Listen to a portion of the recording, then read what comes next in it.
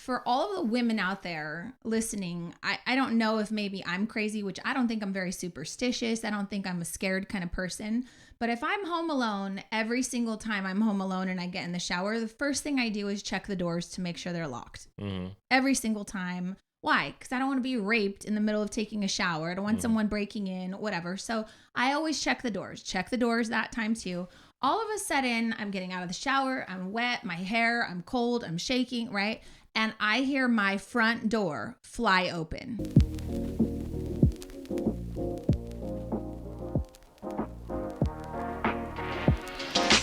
Hey guys, welcome back to the Push Podcast. I'm Janelle Copeland. And I am EC Copeland in the house. What's going on? And we hope you had a great Christmas.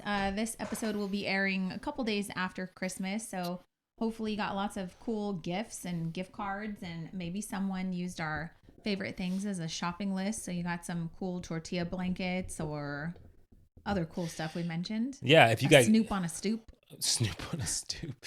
If you got gift cards, like, you know, now Christmas is still alive and well because you're like now racking up with all the things that you wanted. The malls are going to be crazy. What do you want for Christmas? Me? Yeah, even though this is going to come out after. We'll see if we get it. What do I want? What do I want for Christmas? I'm pretty simple, I think. I always like massages and just like relaxation stuff. Yeah, does that make you like? Do you feel boring? Like I feel like this. I don't Christmas feel boring, but I think you think I'm boring. No, I'm agreeing. Like I'm agreeing with you before I actually tell you why I'm agreeing with you. Yeah, I like stuff that I'm gonna use. Yeah, like I think as you know, I think most people feel this way. As you get older, you don't really want anything, right? You just want to feel like it's Christmas. What do you mean? Like I think you just want to be in the holiday magic, in the holiday mood, and feeling like it's a seasonal time, and being able to like just be in the moment. So I think a good gift for us these days is like experiences. So a gift card to like Ticketmaster for a concert. We've been going to lots of comedy shows lately. I think those are fun. Yeah. Experiencing new restaurants. We like food. Things like that are always great. A day at the spa is something I love to do, but if it can be on someone else's dime, that's exciting for me. So yeah. Your mom keeps asking me what I want. I need some Botox. So I'm gonna tell her, hey, a gift card to this place in any denomination would be great. You know, same thing with you. Like you want to get some new golf clubs. Yeah. Okay. Well, I told the kids to get you golf Dick's gift certificate so you can pick out your own. So I think it's just like stuff we're gonna buy for ourselves regardless. But if someone can help with it, that's exciting. Yeah. Yeah.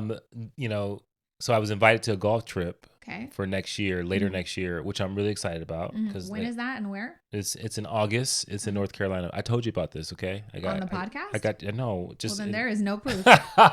Nope.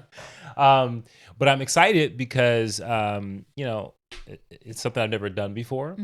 But it also makes me think, okay, I got to get better at my, you know, at playing golf, and the folks I'm going with, it look like they're pretty good. And so I'm a little nervous, and the competitive nature in me is starting to come out. It's like, okay, how do I? If John Wong is listening, he's now going to start stepping up his practice game too. Well, he's already pretty good. And, so I gotta figure things out. Yeah. Yeah. So as long as I can beat my friend Jason, I'm okay. You know, if as long as he's last, he's not beating me, I'm okay with that. Why are you picking on Jason? Yeah, sometimes when you know, like, hey, look, I'll know in another couple of months. Okay, maybe I can kind of inch my way into like, okay, maybe I can get middle of the pack. I'm realistic. I'm not gonna be beating, you know, everybody in any type of golf match, but I can say, okay, you know, I can select the people I could possibly beat, and that will be an achievement for me. My husband Edward Copeland's pretty competitive, so you know, Jason, if you listen to this, you're going down, buddy. That's ridiculous. So this episode, I mean, is called "My Husband Called 911 on Me." I don't know if you know that. But we're going to talk about this whole episode's a what in the world. And then maybe at the end, we'll talk about when is it actually okay for your husband to call 911 on you. Oh, my God. So I'm going to tell the story. I'm going to tell my version because the great thing about this is there's two completely different versions of this. You're right. Correct. And we're both right. So I'm going to start with my side of the story. Yeah. And then you're going to tell your side. Okay. Deal? Okay. So I had surgery last week. Okay. It's not a huge procedure, but I'm in a little bit of pain. I had a breast reduction. There, I said it. So I had a breast lift, breast reduction, and I'm in a bit of pain. So Right. I had been on pain meds for 4 days, and then my pain meds ran out, right? Well, they happened to run out on the same day that Eddie decided to leave me and go to work, which was fine. I was like, oh, I'll be fine. All I'm doing is sleeping all day anyway, Right. so it shouldn't be a big deal. Well, that morning I woke up in more pain than I had in the previous 4 days because I didn't have any more pain meds. Right. So as soon as I woke up, which was like around 9:30, 10 o'clock, I was like, oh, something doesn't feel right. Mm-hmm. Well, I'd ran out from the night before. So I call a doctor and they're like, yeah, why don't you take some Tylenol? Right. I'm like, yeah, I don't know if Tylenol is going to maybe knock this out, but like, lady, this ain't no headache. I also am very like aware of like, I don't ever want to be addicted to any kind of like opioids or anything like that. So I was happy to get off the phone and say, fine, whatever. If she thinks I can toughen it out, I'm going to tough it out. Right. So, I get out of bed. I'm in a bit of pain. The doctor has rejected me. I get up. Jordan's still home. She's got finals this week, kind of starting late. And so I ask her like, well, what time are you going to school? And she says, I'm going to leave at 10:30. Well, I'm thinking that she's going to ask me, Mom, do you need anything before I go? I know we're going to leave you home alone today. Can I fill the kettle for you? You don't have to carry this water. Can I make you some tea or some breakfast? But she doesn't. And so I'm hurt by it. That's a whole nother episode. So I'm a little hurt by it. I love my kid, but I'm just like, I'm hurt of the lack of like empathy for your mom, right? Right. So she leaves and I call you and I'm like, this kid didn't offer to make me breakfast. She didn't make me tea. Like, didn't even ask me if I needed anything. And I start crying. Why? Because I'm in pain. I'm emotional. I don't know what's wrong with me. I wouldn't normally cry about something this trivial. I know my kid's a good kid. I know she loves me. But I'm like emotional, right? Yeah. So now it's also really cold in the house and I'm like shaking a bit from the pain and then it's cold. And so I'm just not having a good morning. Now I'm crying. I'm kind of a mess. Yeah. Which is rare for me. Would you agree? Well, it is very rare for you to get to a point where you get emotional. But I don't know. There's something about like the time of the month thing. But I don't have a time of the month. I know, but I noticed with you, even when she's going through, because you guys are normally on the same cycle, I think you like the same. I know I'm serious. I think like there is still like there's a hormone kind of emotional shift, change, even though you don't actually have it. That because I know that she said, "Oh, it's my time of the month." I was like, yeah, but my wife is starting to. I'm starting to see her in her eyes. Okay, that she's well, that's another episode for another time. Thank you. I'm thinking that it's the pain and the pain meds. I'm thinking whatever. it's the phantom time of the month. Yeah. So you tell me and you say, honey, I'll talk to her. Calm down. Are you okay? I'm like, no, I'll talk to her. I'm fine. It's not that big of a deal. I don't know why I'm emotional. It's not a huge deal. I go to take a sip of my hot tea that I had to labor over and make, right? So I take a sip of my hot tea. Something happens. It goes down the wrong pipe. I start choking. Mind you, I don't know if she's on the phone with me. Right. Right. We're in the middle of a conversation. Right. And I start choking pretty hardcore. Right. To the point where now I can't hold the tea in. So I spit it all over the table. I'm sitting at the table. So I spit it all over the table. I start to chuckle at myself. And I'm choking. And he goes, are you okay? And I go, I'm choking on my tea. Let me call you back. Didn't say tea. I said, I'm choking. I'll call you back. I said on my tea, let me call you back. Okay. Well, I'll tell my version. Okay. Yeah. Wait till it's your turn. I'm choking on my tea. Let me call you back. So I get off the phone with him. I have my phone in my hand. I walk over to the kitchen. I get a towel and I spend the whole, couple minutes wiping down the whole table. Get myself together. And I go, you know what? I'm going to call my daughter. So I'll call her and I said, hey, I got to tell you, I'm a little bit hurt. You didn't offer to blah, blah, blah. She's like, I'm sorry, Mom. I'm still emotional. And I just go, okay, I got to reset my day. Whatever. Have a good day. Talk to you later. Now I'm shaking pretty bad. It's cold. I'm shaking. I'm in pain. And I'm like, what am I going to do with myself right now? I'm going to go run a bath. I'm going to get in the bath. And I'm just going to warm myself up. And then so I run the bath water, still holding my phone. And so I've had a conversation with Jordan. I've cleaned up the table. I'm running the bath water. And then I go, I have a headache. I have a headache probably because my hair's been up for 4 days and I need to wash my hair. So I let the water run. I go get in the shower and I'm like, I'm going to wash my hair. Not a very good thing to do on the day that you're actually in pain, having your arms all the way over your head. So I start washing my hair and immediately I regret it because I'm in pain. So I'm borderline crying in the shower by myself. I'm emotional. I'm like a wreck and it hurts. And now I got to power through and I'm cold and whatever. So I'm like, okay, get out of the shower, figure out how to get yourself into the bathtub. You'll be fine. Start your day over. Do you say these things out loud to yourself? I'm not out loud, but this is what's going on in my head. So I get out of the shower. These instructions. Getting my towel. That's a chore to like try to figure out how to dry my hair. So I had just got out and I'm trying to like literally thinking how I'm going to dry my hair. This is going to be kind of painful. I'm shaking now pretty bad. And all of a sudden, time out. For all of the women out there listening, I don't know if maybe I'm crazy, which I don't think I'm very superstitious. I don't think I'm a scared kind of person. But if I'm home alone, every single time I'm home alone and I get in the shower, the first thing I do is check the doors to make sure they're locked. Mm-hmm. Every single time. Why? Because I don't want to be raped in the middle of taking a shower. I don't want someone breaking in, whatever. So I always check the doors. Check the doors that time too. All of a sudden, I'm getting out of the shower. I'm wet. My hair, I'm cold. I'm shaking, right? And I hear my front door fly open. Like I hear it like open aggressively. And I'm like, oh my God, my heart starts pounding. I'm like, someone's in my house. And all I can think of is it's the UPS guy. Like I see him perfectly in my mind. He's got a brown suit on and he starts yelling, hello? Hello? Is anyone home? Hello? Like loud. And I'm like, my heart's racing. So I'm trying to cover myself with my towel. And I'm like, I'm going to get raped and I'm going to be killed today. Like, cause I'm not in any position to be able to fight someone off of me. Like this is bad. So I go to like hit my corner. Why? Because I figure I gotta get him out. If he's trying to come in the house, I'm just gonna be in a towel, dripping wet, whatever, and I'm just gonna try to forcefully get him out. Maybe one of my neighbors will see me fight him off, whatever. So I like go to hit the corner to go towards the front door, and there are 3 grown men in my home trampling through my house down the hallway. Ma'am, are you okay? I'm like, what the fuck are you doing in my house? And they're like, ma'am, are you okay? I'm going, get the fuck out of my house. How did you get in here? I'm freaking out. Right. And they're like, the door was open. And I said, the door wasn't fucking open. What are you talking about? Get out of my house. The guy says, ma'am, we're the paramedics. Someone called saying that someone was choking. It doesn't register in my head that it could have been my husband. And I go, you're in the wrong fucking house. Like, obviously, I'm in a towel. Get out of my house. And I'm screaming at them and I'm startled. And there's 3 of them in their boots in my house. And I'm fucking panicking, right? I'm like, get out of my house.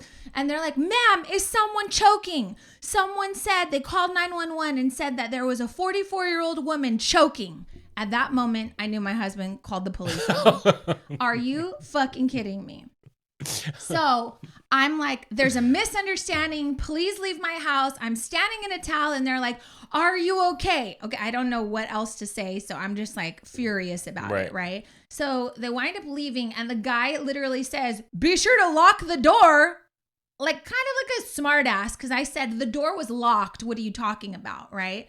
I'm 100% certain that I locked the door. Right. So I'm furious. I'm startled. I'm scared. Yeah. I'm dripping in my hallway. It's just a mess. So I get my phone. I don't even check my missed calls. I call my husband and he frantically answers the phone. Honey, you didn't call me back. I go, Eddie, did you call the fucking police? Yes, I called the police. I'm like, how do they get in? I was in the middle of taking a shower. I'm like having a breakdown. And you go, I unlocked the door from my phone. I let them in, thinking that I was dying. Right. And that was not actually what happened. No. Okay. So should I be upset? Should I be mad at him? I'm like in a whirl of trouble now because I am just a complete mess. Yeah. And yeah, you had 3 strangers trample through my home like stormtroopers. Although I know that is terrifying and traumatic, let me tell you Tell your version. I went through. And okay. I want to tell you that I understand. No, and I understand you. So everyone just kind of back up and reverse, and now you've just went through this entire That's the female ordeal version. That's the wife version. through the eyes, the ears of Janelle Copeland. Okay. And so now shift over to Edward Copeland, right? So we're on the phone, and I'm in the office. I'm chatting with my wife. I'm calling. I just want to make sure she's okay. She's home. Home alone. I'm sure Jordan just left. She's telling me about Jordan, and then all of a sudden she starts to go.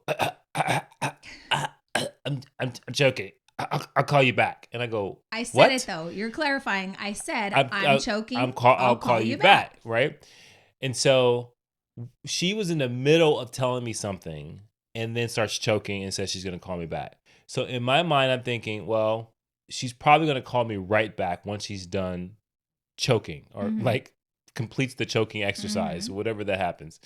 So then I wait a couple of seconds. I'm on the computer. I'm doing stuff. And then I go, she hasn't called me back. And I said, I just want to make sure she's okay. Mind you, she just had surgery. I don't know if the choking fit turns into anything else. Okay.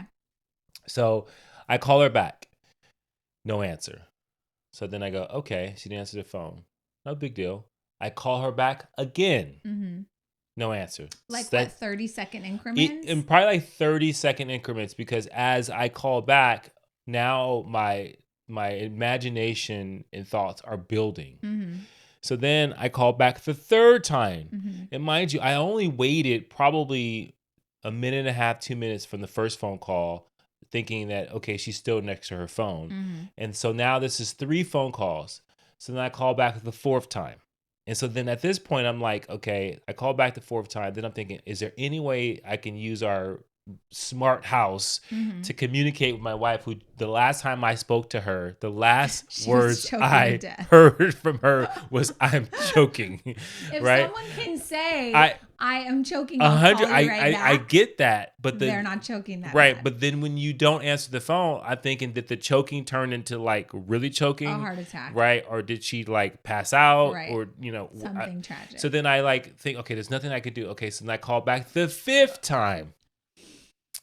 And no answer. Okay. Right? So at this point, I'm thinking, I have waited way too long. She's dead now. If there's something wrong, if she has progressed, if something's gotten worse and she is choking, I'm sitting there, I'm contemplating, I'm saying, I'm waiting too long.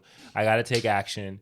And I said, like, the worst thing is I call the paramedics and she's passed out. That was I gave myself a worst case scenario. I did not want to think that she had lost her life in this coughing attack. Right, or choking attack. So then I call 911, and I'm like, this is the first time, mind you, this is the first time in my life I have ever called 911. I hope it's the last time ever. I've never had to call 911. I've just never been that person that's like first respond, right? And I thank the Lord, right? And so I get on the phone. I'm like, hey, I was talking to my wife. She started choking. She hung up. She hung up the phone, and I called 5 times. She hasn't answered. Right. As I communicated that to them, they didn't challenge me saying, sir, don't, are you sure? No, they just said, let me transfer you. And I didn't realize that 911 is a transferring process. You see on the movies, people dial 911 and just leave the phone because they're going to be saved because they were able to. That doesn't happen. They had to transfer me because I was calling from a place that the emergency was not happening, I assume. So then they transfer me. They put me to the fire department. I tell the fire department, and I give them the address. I give her age, and so then now they're on the way. Did they say, is the house locked? They just said we've already dispatched. And so then I'm like, they're sliding down the poles. They're coming in your mind. In your mind, they're like. And so then I'm like, okay, I'm just gonna get in the car. I've called 911, and I'm just gonna drive home. I know I'm gonna not get there when they get there, but I got my phone on me. I'm ready to roll. And I said, what can I do to make sure they save her life? And so I go into our app for their locks, and I unlock the door. Because otherwise, they're gonna, I thought a couple of things they're gonna do. They're gonna have to break the door down in order to get in, which that would have been even more traumatic. I would have been upset. Right? Yeah. Or they wouldn't have been able to get in, right? So you kindly and politely opened the door. I kindly and politely hit the button. It said, boop, and it just unlocks the door. Disarms, and they were in. And so I'm driving, and then all of a sudden she calls me, and she goes, honey, did you call 911? And I said, you didn't call me back. That was the only thing I could say. I think I could say. I was like, you didn't call me back. What was I supposed to do? Why aren't you answering my phone? Did you literally think I was dying? Yes. Yeah. So we get into it and I'm like, wait, you literally thought I was dying? I did not receive a phone call from you at all. At all. We went through the call logs after. I didn't go through your call logs. I went through my call logs. No, but I went through it with you. So what happened was in my story, the original story, I told you, I said that I was coughing. I had my phone in my hand. I walked to the kitchen. I got a towel, holding my phone the whole entire time. As soon as I was done cleaning up, I had enough time to think about calling Jordan. I called her, had a couple minute long conversation with her on my phone, never got a call. Have my phone in my hand when I'm walking down the hallway, decide I'm going to take a bath, get the bathtub all situated, still holding my phone. We don't know why this is happening. All of this still holding my phone. Right. So that was a 8-minute period that I never let my phone get out of my hand before I put it down on the caddy and on the bathtub, got in the shower, took a 3-4 minute shower, 5-minute shower maybe, and then had to get out and then come out to the stormtroopers soaking wet.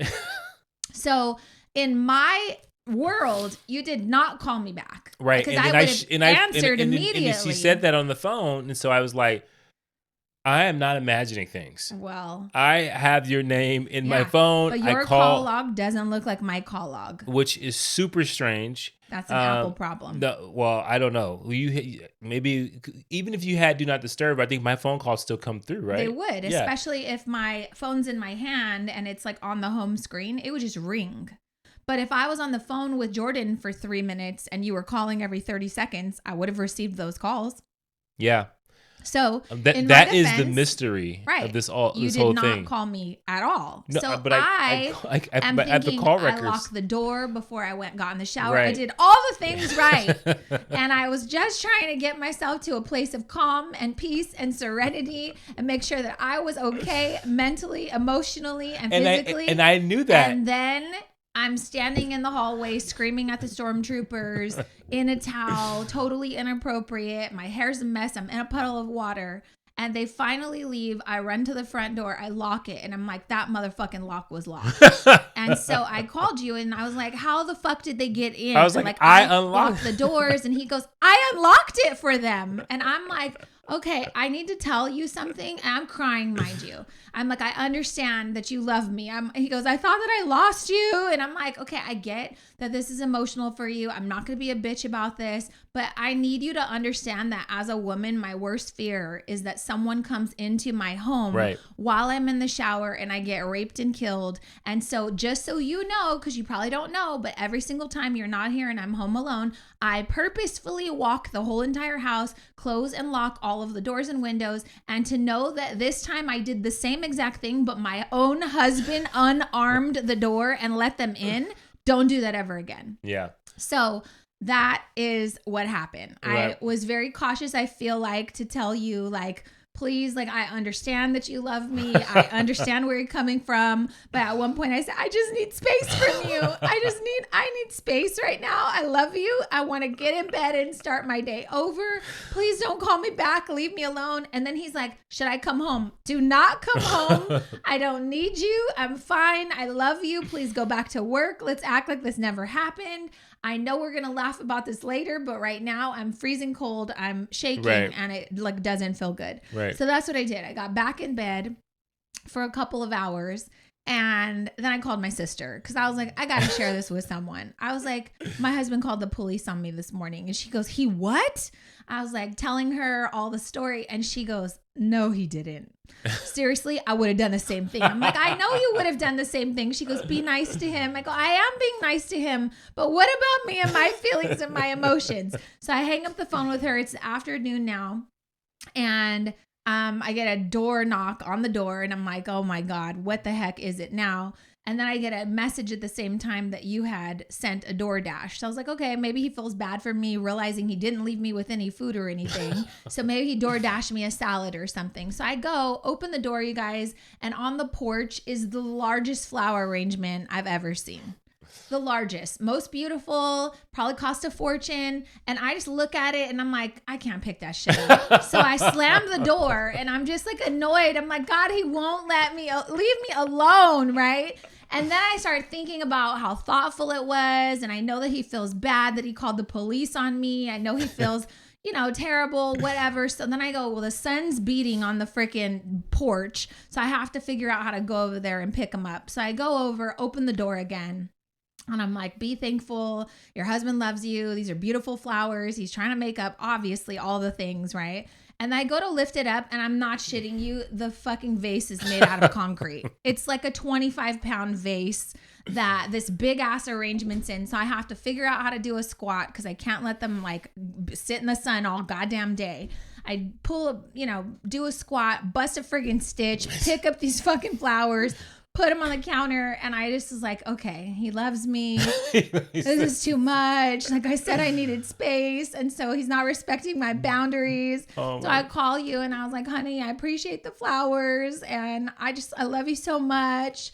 But they're so heavy. Just please leave me alone. Like, don't send me anything else. She's like, I thought you sent me food. I said, do you want me to send you food? She goes, no. Don't send me anything else. Just leave me alone, please. And I did. I left you alone. You did. And I was like, so proud. I'm not gonna and message then you came anymore. home and we saw each other and we immediately started busting up laughing. And then we hugged and laughed so hard. And here we are recording this. Oh my God. So thank you for caring about my life. I'm just thankful that we can record a podcast together and it wasn't like, So we tell my sister and my brother-in-law last night, and he goes, oh man, this podcast is going to be great. So I guess my poll is to you. I need you, the listeners, to let us know in a comment. Go to Apple, leave a review and just let us know, when is it appropriate to call 911 on your spouse? After the first phone call, the third, or the fifth. What would you have done in that situation? Is Eddie in the right? I know you're going to say, yes, he is. That means he loves me. And I agree with you. But do you understand my perspective? And I just want to make sure people know, I don't think I could have lived with myself. I get it. Knowing that I said, she's choking. All right. Yeah. Just go on my day. And then it's like, hey, we found your wife, right? And she choked to death. Did you talk? Have you spoke to her today? I go, yeah. And then they're like, Dad, when was the kids? Dad, when was the last time you talked to her? What was the last time she said? What was the last thing? What was her last words? I'm choking. And what happened? I called her back 5 times and she didn't answer. So I figured, she must have gotten in the shower. Right. Yeah. So I love you. I appreciate you. I love you too. And I'm sorry that you called the police on me. Is there another way that could have played out? Could you have asked Dan the neighbor? Could you have? I thought about all those things. I was like, hey, I have a friend down the street. I could have called Jonathan. And I was like, but if she needs medical assistance, those are the wrong people. Dan across the street, he's 80 something years old. Yeah. I mean, like, I get it. So you did the right thing. But it just happened the wrong way. Yeah. And that's how life is. Sometimes you did the right thing and sometimes but I feel it happens the wrong way. Yeah. So I love you. I would say there was no right way around that. But I hope you guys have laughed at least about this story because, this is something we'll be talking about for a while. Oh my God. So let me know when it's appropriate. I guess another time to people make sure you take care of each other. Make sure if somebody's choking, you call them back and say, I am okay. You're right. Okay. I'll never do that again. And also he's trying to figure out what other smart devices he can install in our home. So that way there's an intercom. And I'm not lying. I went outside after this whole debacle and I was kind of just walking around in the backyard and I was like, I'm going to go inside because I know he has cameras out here and I'm going to be so fucking pissed if he comes on the intercom and says, babe, are you okay? I'm going to lose my shit because you won't leave me alone. So I love you so much. I'm not gonna lie. When it was going down, I was like, I gotta go in the ring. Did she go outside? I was like checking the perimeter. Yeah. Too much. I don't want any more smart devices. Maybe. Anyways, I love you. Push through, you guys. We'll see you in the next episode.